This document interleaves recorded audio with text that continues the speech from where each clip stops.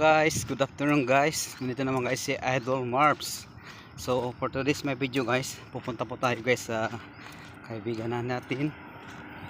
Bisitahin po natin yung isang housemaid po doon na may ipag-uutos po siya na hindi po niya kayang gawin. Kaya yun, ako na lang po yung tinawagan niya para malaman po natin kung ano yung mga dapat na gawin regarding po sa kanyang papel.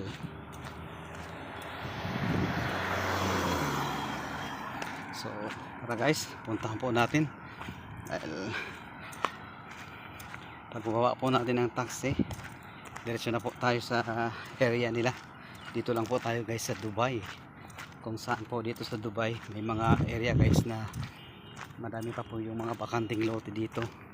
May mga farm. At yung pinuntahan po natin guys na isang kaibigan po natin na kabayan, nagtatrabaho po sa kaibigan ko po. Siya po ay dati pong nirepair ko doon sa kababayan po, doon po sa isa natin na kakilala po na taga rito na matagal na, almost 15 years na po na kaibigan natin. Mabuti nga lang guys dahil mabait naman po yung kaibigan natin, kaya tinatrato naman pong maayos yung isang kababayan po natin. Complete siya, kaya wala siya guys problema sa pang araw-araw na mga makakain, pang araw-araw po ng mga gamit para sa pansarili.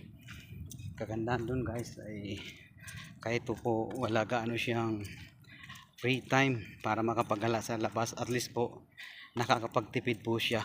Yun lang po yung pinakamagandang bagay.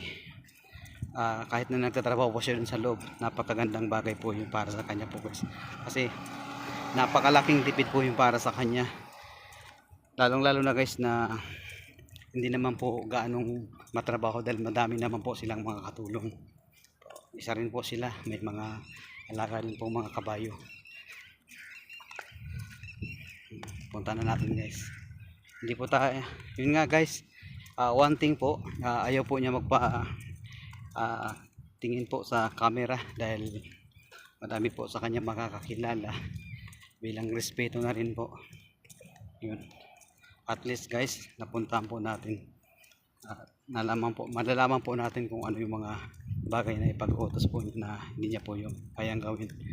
May marami po tayong mga kababayan na humingi po sa atin ng tulong, kaya yun, kung kaya natin, bakit po natin hindi sila tulungan.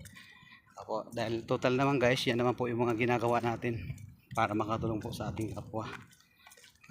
Guys, punta na po natin.